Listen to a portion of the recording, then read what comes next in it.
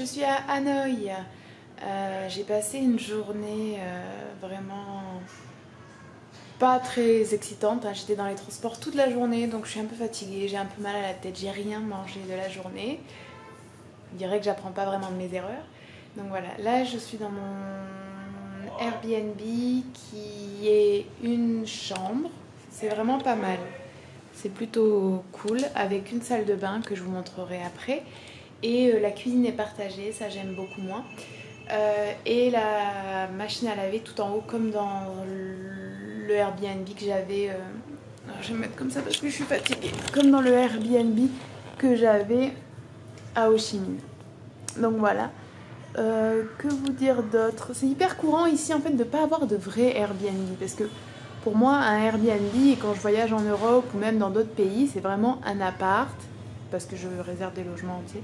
C'est vraiment un appart que tu as à toi. Et ici, en fait, c'est souvent un ensemble, un petit immeuble qui a été converti en que des studios à part de Airbnb, mais il n'y a pas de cuisine, quoi, par exemple. Donc, ouais, c'est un peu... Bon, c'est rien de grave, mais moi, je préfère quand même quand j'ai ma cuisine. Voilà. Et là, écoutez, je vais me chauffer pour aller manger dans un restaurant végé qui est pas très loin normalement. Puis comme ça va me faire sortir un peu, marcher, je vais manger, prendre des forces. Et puis il est à 10 minutes, donc j'ai pas vraiment d'excuses, je crois. Il est tôt pour manger, genre il est 18h, mais moi j'aime bien manger tôt et puis en plus j'ai la dalle. Donc voilà. Donc je vais pas vraiment filmer énormément, mais je vais vous prendre quand même avec moi au cas où. Et pour filmer la nourriture. Quand même que je vous montre, ça c'est la porte de l'auberge. Voilà, un petit peu à quoi ça ressemble.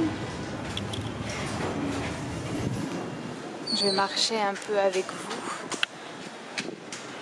Et donc vous voyez, c'est vraiment comme ça.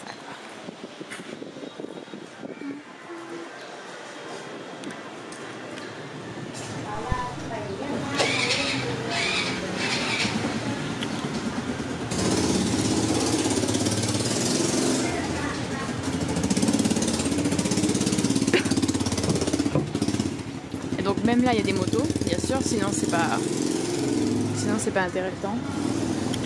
Et donc là de ce côté vous avez un peu plus une grosse rue. Voilà, ça c'est Pho Van Ho. Voilà. Et moi je me dirige vers là.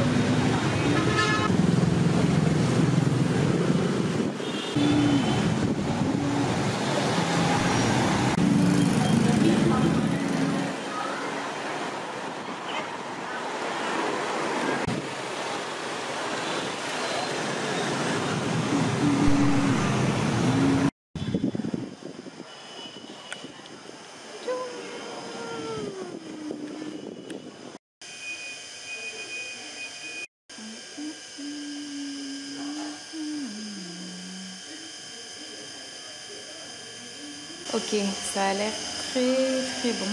Il y a un peu de tout, comme je ne pouvais pas choisir vu que le menu est en vietnamien. Et voilà!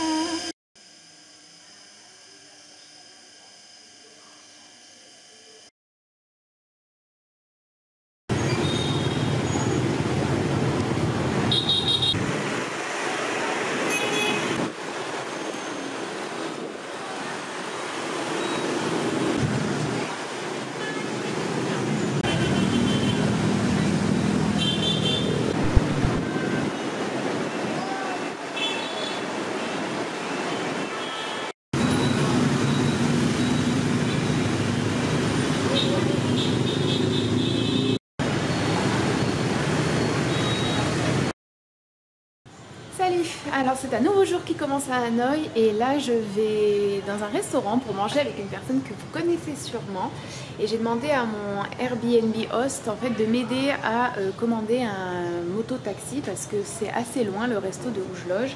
C'est 1 heure en bus environ, donc bon, on va quand même essayer l'option plus rapide avant toute chose, donc on va voir ce que ça va donner.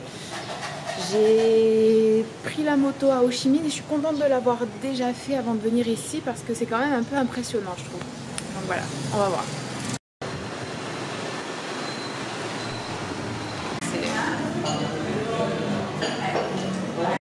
Que le mois de mars elle va le passer à Ho Chi Minh et puis après la carte. Mais du coup je lui dis que franchement ça. Pour le petit vlog. En plus, j'ai plein de gens qui m'ont dit « Oh, est-ce que tu vas voir Aja? Ouais, est-ce que tu vas voir ?» C'est vrai? Ouais. Ah. Mais ils savent, hein, ils savent. Ok, donc là, on a pris un petit... Oups, t'as fait tomber un billet. On a pris un petit thé et un petit café. Ajar va retourner travailler. Et moi, je vais partir voir le mausolée, je pense, d'Ho Chi Minh. Ah, tu sais que je l'ai jamais fait. Ah, c'est vrai, tu veux que je le garde? Bon, comme vous avez pu le voir, je viens de manger avec Ajar. C'était très bon et très agréable, surtout de passer du temps en sa compagnie. On a beaucoup parlé de plein de choses, c'était cool. Et donc là, je vais essayer de trouver un petit chauffeur pour m'emmener au mausolée d'Ho Chi Minh. Parce que j'ai très envie de voir à quoi ça ressemble. Donc je suis à la recherche d'une moto taxi.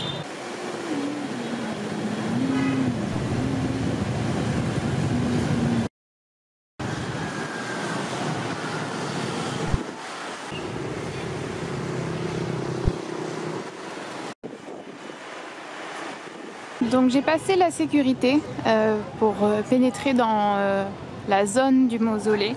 J'ai envie de vous filmer un peu les alentours parce que malheureusement, je pense qu'en vidéo et en photo, ça rend pas comme en vrai. C'est hyper grand, impressionnant, austère, froid, imposant. Vous voyez le mausolée là au fond avec le drapeau du Vietnam qui flotte devant. Et bizarrement, enfin pas bizarrement en fait, il y a tellement de touristes chinois à cet endroit précis. Donc voilà. Et en fait, il y a un petit parc tout autour. Mais on va déjà aller voir le mausolée. Et en face, vous avez un bâtiment administratif qui fait très communiste également.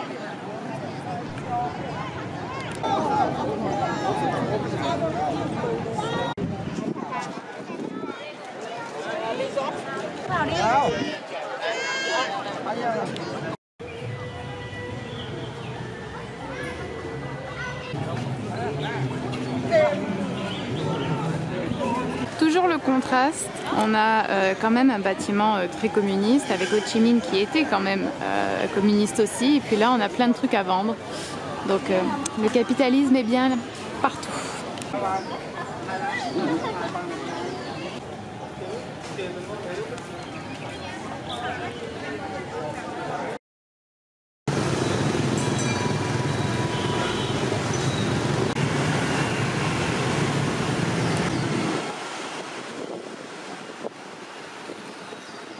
Il y a pas mal de vent, donc je sais pas si vous pouvez m'entendre et je vais éviter de marcher comme ça fera moins de vent.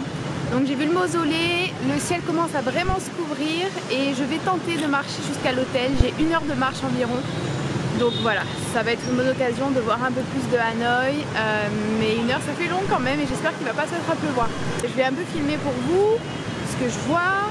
Ce sera juste de la vie, quoi, de la rue. La vie de tous les jours, j'ai envie de dire. Demain, j'ai un programme un peu plus chargé en termes de visite. J'espère que ça vous plaira.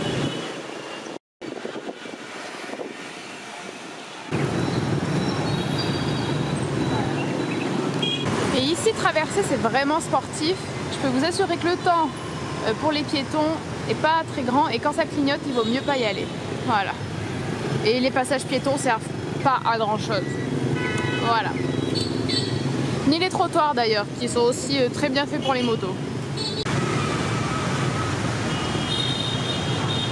Et je viens de réaliser qu'en fait je me trouve juste à côté du parc Lénine. Donc la journée communiste n'est sans doute pas finie, je vais rentrer dedans et faire un tour. Je crois qu'il y a une statue de Lénine à l'intérieur. Donc on va aller voir ça.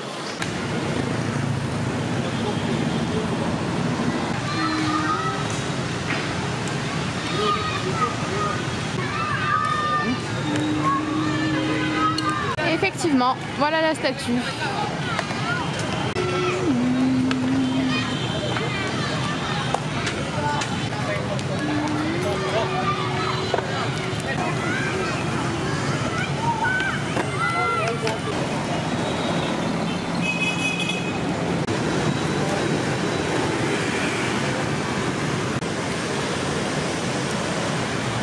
La pluie.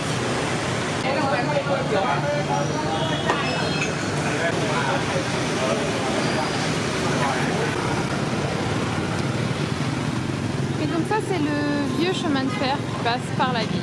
Voilà.